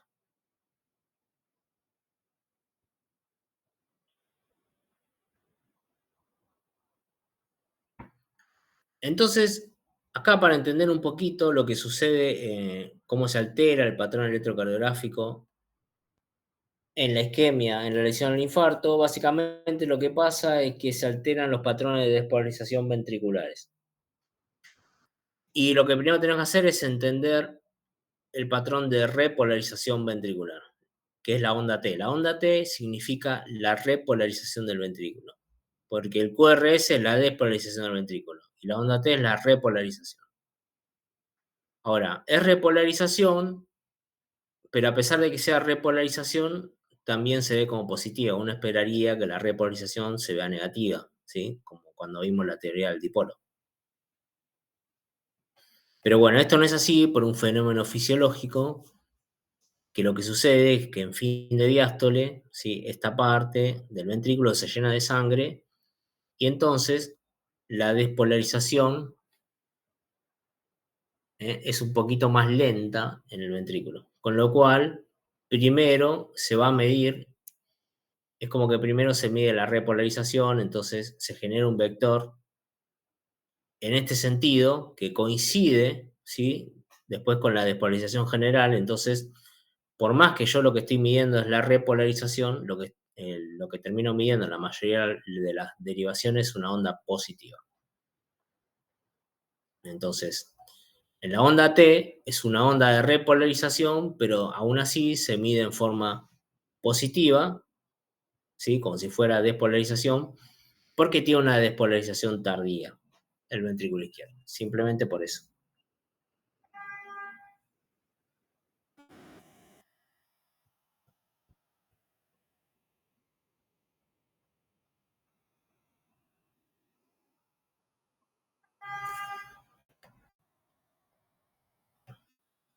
Lo que tenemos que recordar en la génesis de lo que es la patología isquémica es que recuerden que nosotros lo que pasaba es que se formaba una placa de ateroma, ¿sí? Por debajo del endocardio, en forma subendocárdica, y que iba creciendo hasta invadir, si romper la pared del endocardio e invadir la luz del vaso. Bueno, esa progresión puede ser lenta, fíjense que esta es una escala que va de 0 a 65 años, o puede ser rápida. Cuando es rápida, ocurren digamos, los que son los síndromes agudos, ¿sí? Cuando se rompe la placa y se tapa rápidamente, entonces se generan las emergencias e incluso puede suceder muerte súbita isquémica porque sucede tan rápido el taponamiento que no da tiempo a nada. A veces da tiempo y termina siendo una emergencia, el paciente la pasa mal, pero se soluciona. Y después, en muchos casos, esta evolución es un poco más lenta. Entonces, al ser más lenta, primero da síntomas y con esos síntomas, si digamos, se le hace caso a esos síntomas, el paciente va al cardiólogo, se detecta y entonces después se termina también con una angioplastía, con un procedimiento invasivo, pero programado, a diferencia de esto que termina siendo de un momento para otro. Y después la tercera posibilidad, o sea, en estas dos posibilidades hubo, en este caso fue más lento y hubo síntomas, ¿sí? Que desembocaron en un procedimiento, digamos, anticipado y controlado. En este caso, los síntomas fueron justo cuando se desencadenó el evento agudo. Y en este caso, lo que sucede es también, se genera la placa, pero puede ser silente, lo que llama una cardiopatía silente, es decir, que no da síntomas por mucho tiempo, porque el paciente tiene circulación colateral, es decir, tiene un montón de circulación, ¿sí? ¿Sí? Que son estas circulaciones, en realidad estos son los nervios, pero son un montón de... Acá en el epicardio tenemos las coronarias, ¿sí? Con sus ramas que van dando hacia el miocardio y el endocardio, pero entre las ramitas hay circulaciones colaterales y eso es lo que permite compensar ante una baja demanda energética, ¿sí? El flujo adecuado. Pero en forma tardía también va generando una obstrucción. Y lo que se observa es que en los primeros años predominan los factores de riesgo ateroscleróticos, es decir, predomina la formación de placa, y después cuando ya se forma la placa, lo que termina complicando son los factores de riesgo trombóticos o inflamatorios, es decir, toda esa respuesta inflamatoria que se genera por rotura del endocardio. Bueno, esta es la fisiología de la isquemia. Primero viene la isquemia, que es la falta de irrigación, y después viene, si eso continúa y se tapona totalmente la arteria, previene la lesión, que es un cuadro un poco más agudo y más grave, pero todavía reversible, igual que la isquemia, quiere decir que se puede solucionar si se restablece el flujo, y después viene la parte irreversible, si no se restablece, que es el infarto. Bueno, los tres patrones, digamos, los tres eventos, isquemia, lesión e infarto, dan patrones electrocardiográficos. Con el electrocardiograma podemos incluso distinguir si la isquemia es subendocárdica o subepicardia. Quiere decir si se genera sobre el epicardio o sobre el subendocardio. O sea, podemos saber dónde. Y por qué, digamos, cada uno de los tipos va a generar un patrón electrocardiográfico distinto, ¿sí? Entonces, en la isquemia subendocárdica, el vector apunta hacia el epicardio, entonces se eleva la onda T. O sea, como regla general, lo que va a suceder es que se va a alterar la onda de repolarización T, porque básicamente lo que sucede es que esa onda de repolarización ya no puede pasar por ese lugar. Entonces, es como que se aleja y eso va a alterar el trazado electrocardiográfico. Y eso es lo que permite detectar, ¿sí? Justamente en los pacientes que tienen o factor de riesgo o que tienen sintomatología por medio de un electrocardiograma es lo que permite detectar la presencia de la isquemia. Entonces, lo que vamos a observar es esto. En las isquemias subendocárdicas, fíjense que está pegadito al endocardio,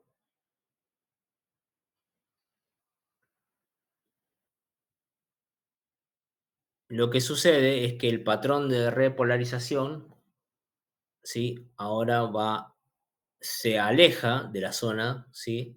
Donde está la isquemia. Fíjense que va en este sentido, pero como el patrón de repolarización ya apuntaba hacia este sentido, lo que vamos a ver es un aumento del voltaje de la onda T. O sea, se refuerza, ¿sí? ese patrón de repolarización. Por eso el voltaje de la onda T es importante.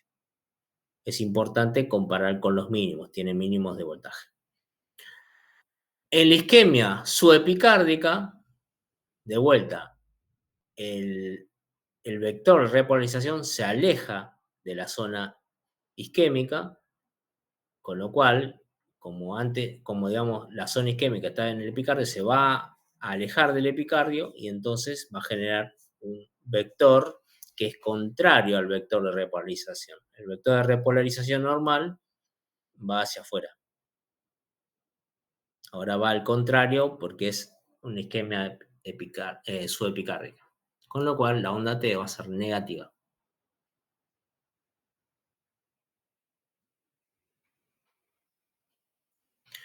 La lesión, sí que es una condición un poquito peor que la isquemia, que es casi prácticamente como el infarto, lo que va a afectar es al segmento ST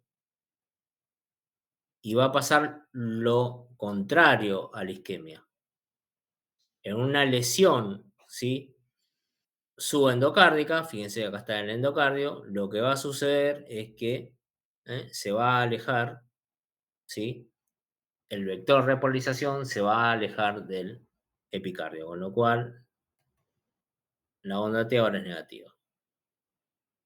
Mientras que en la lesión subepicárdica se va a acercar hacia el epicardio, al contrario de lo que pasaba con la isquemia. Entonces la onda T es positiva. Parece un trabalenguas, pero este esquema es muy claro. O sea, ustedes tienen que,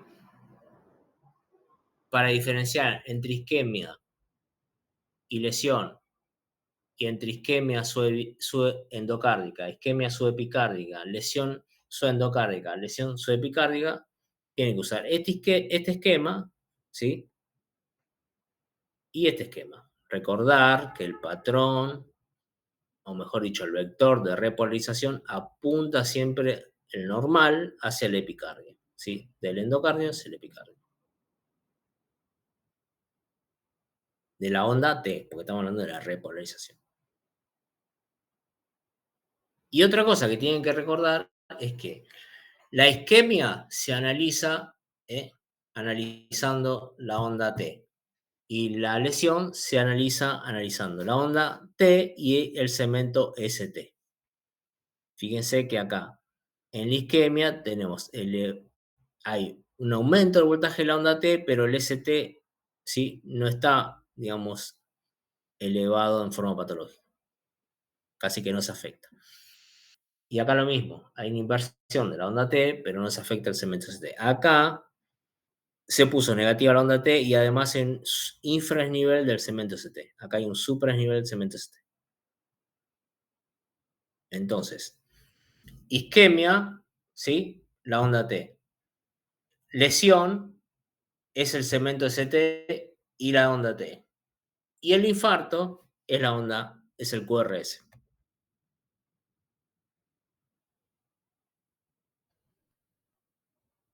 Entonces acá tenemos isquemia, ¿sí? Lesión, y esto es infarto. El infarto, lo que se altera, ¿sí? Está alterada las tres cosas, ¿sí? Pero finalmente se altera el QRS. Fíjense que acá no está alterado el QRS. Acá un poquito.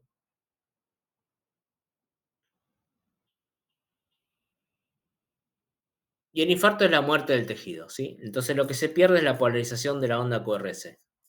Es decir, se pierde totalmente la corriente despolarizante en esa zona, en la zona donde se infartó. Entonces lo típico es que aparezca una alteración de la onda QRS. Y es una onda típica que se llama QS. Es un, en lugar de haber un QRS, es una onda negativa.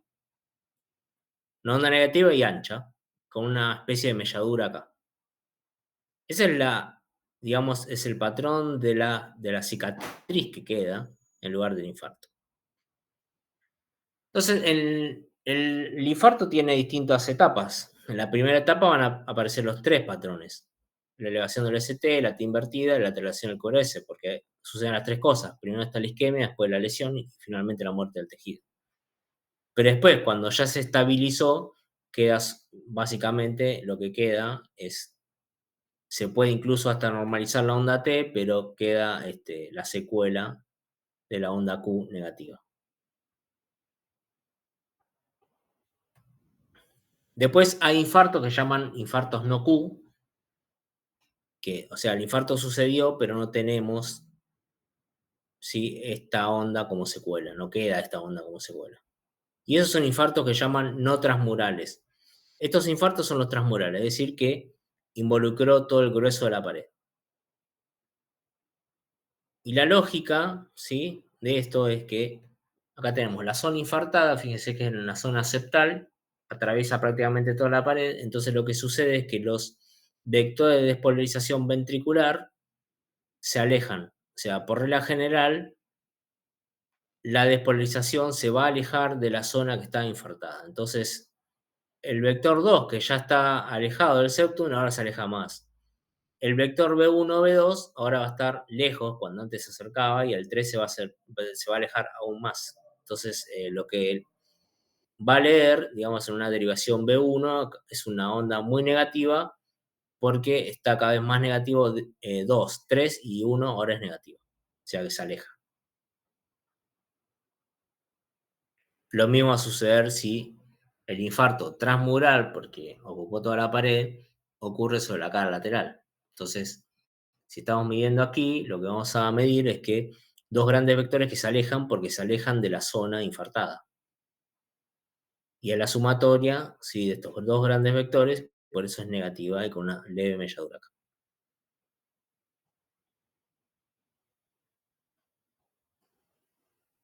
Estos son infartos no transmurales, o sea que, por ejemplo, es un infarto subendocárdico. Entonces, por regla general también, ¿sí? Se alejan los vectores, pero se alejan un poquito menos, con lo cual pueden tener una especie de QS, ¿sí?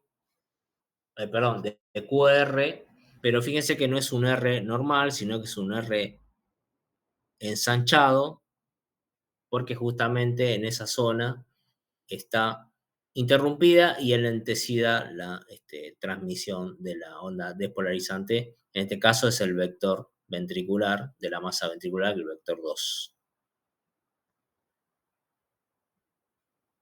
Y el vector, digamos, lo que es el Q, es un poquito más negativo de lo normal. Estos son los infartos no Q. Por eso a veces se puede confundir con otra cosa, pero además tiene una T negativa que es sinónimo de lesión. En cambio, este patrón es bien de infarto. Este se puede llegar a confundir con otra cosa. Por eso es el peligro de los infartos no Q, que en principio parecería ser menos graves porque ocupan menos pared, pero digamos uno se confía más y son más inestables, pueden derivar después a cuadros más complicados. Entonces acá tenemos los tres patrones. Isquemia, fíjense, primero la subendocárdica, la epicárdica, subepicárdica, lesión, subendocárdica, subepicárdica, y acá tenemos el infarto. Infarto Q, ¿sí? El infarto transmural.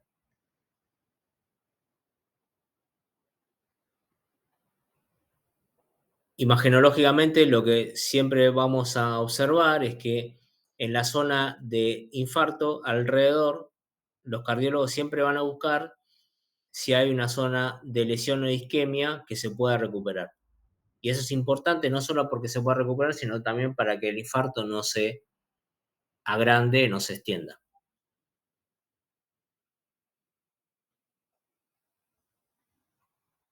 Acá tenemos algunos ejemplitos.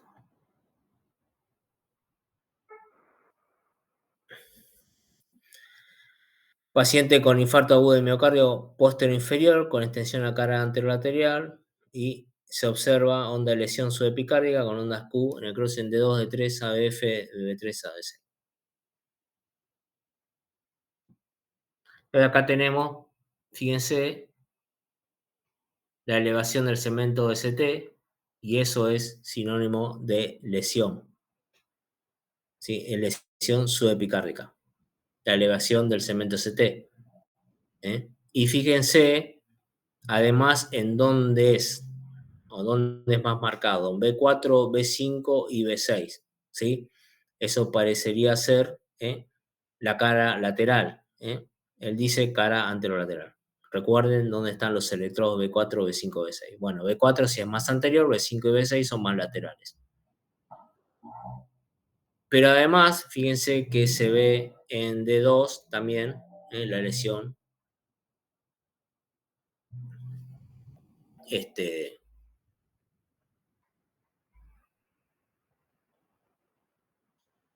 subepicárdica, elevación del segmento ST.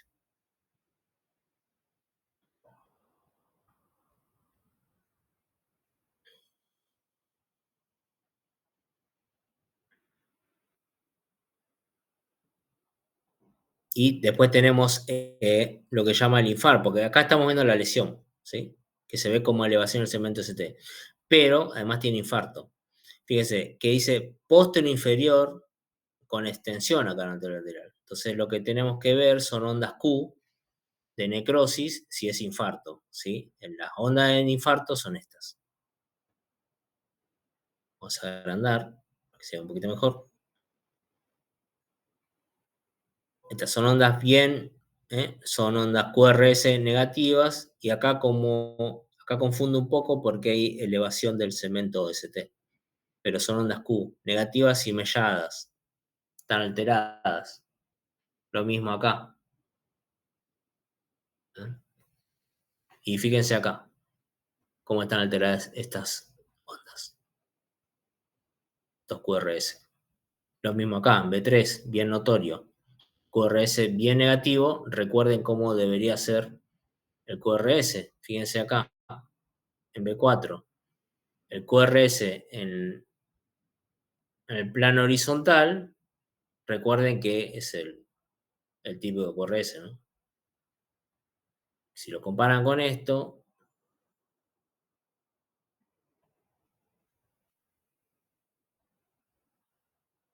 fíjense, son ondas QS bien negativas, acá son negativas y mellada. ¿Eh? Bien de infarto. ¿Lo ven, chicos?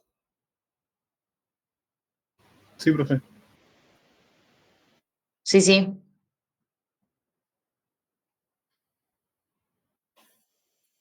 Bueno, acá tenemos infarto agudo también de B1 a B4. Fíjense cómo se altera el QRS.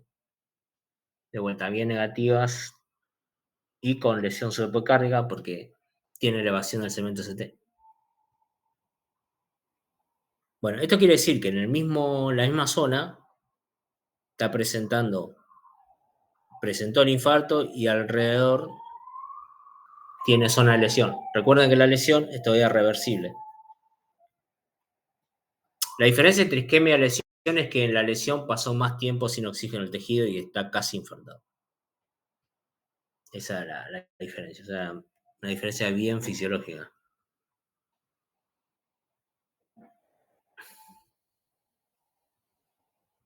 Acá lo que se observa es que en realidad es como la evolución temporal del infarto en estas derivaciones 1, 2, 3 ABF, 1, 2, 3 ABF y 1, 2, 3 ABF. Entonces, las primeras 24 horas, ¿sí? Después a los días y después como a la semana. Entonces se va viendo como en las primeras horas se ve la zona de lesión con elevación del ST, se va formando, digamos, el QS, ¿sí? Ese infarto Q. Después se va como bajando, ¿sí? El segmento ST y se forman las T invertidas. Y después ya queda como la cicatriz del QS bien formado. Se resuelve, digamos, lo que es la elevación del segmento ST porque regresa a la línea de base y quedan las T invertidas, pero la T invertida en realidad no es por isquemia, sino porque queda como secuela. O sea, ya queda después de las semanas, el paciente se estabilizó, pero tiene el tejido muerto, entonces queda la secuela típica del QS. O sea, siempre va a tener el corazón así porque esa parte ya no conduce porque está infartada, ¿sí? Y entonces los infartos no Q, lo que sucede es que puede no haber alteración de la onda Q, o sea, del QRS, y puede haber o no haber la inversión del segmento ST, de la onda ST. Por eso es un poco más difícil de interpretar, si bien son lesiones más pequeñas, porque son subendocárdicas, no son transmurales, son un poco más inestables en el tiempo. Bueno, entonces, para terminar, lo que van a hacer es, yo le voy a mandar 2 libros también para que tengan de apoyo, es buscar primero en casa cualquier electrocardiograma que tengan de cualquier persona, cualquiera que tengan a mano, así no hacen nada raro, porque siempre en la casa siempre un electrocardiograma hay. Y si hay otra especie de estudio, una ergometría, también mejor todavía. Y lo que van a hacer es, van a calcular la frecuencia cardíaca, ¿sí? Con más de un método, ¿sí? lo que vimos 3, 4 métodos. Van a analizar el ritmo, o sea, van a decir si es sinusal o no y por qué, porque ahí tienen los criterios.